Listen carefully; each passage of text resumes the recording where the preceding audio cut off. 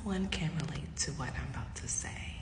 And I do not have this Christian walk all figured out, but one thing I can say is that God is always faithful. And one thing about God, He's very strategic. Some of you are thinking like, why am I in this city? Why am I in a certain job? Why am I going through this painful season? Why do I have to do this, do that? And you're questioning the will of God. But one thing I know about the Lord, when it comes to His plans, when it comes to God's plan on your life, God is very strategic.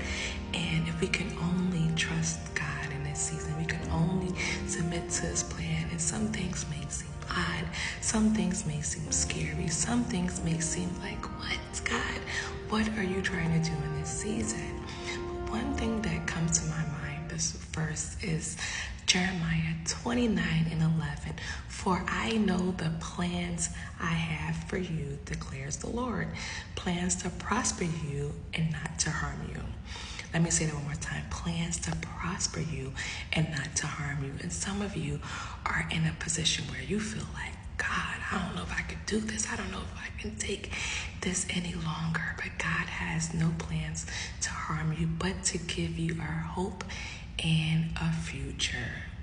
So I don't know who the message is for. You are not understanding the plan of God, but if you can only trust God in this season, you can only push through what you are facing, you will see God's hand in your life like never before. Years later, months later, you're going to be like, wow, I see why I had to take this job. I see why I had to move. I see why I had to show love in this particular situation.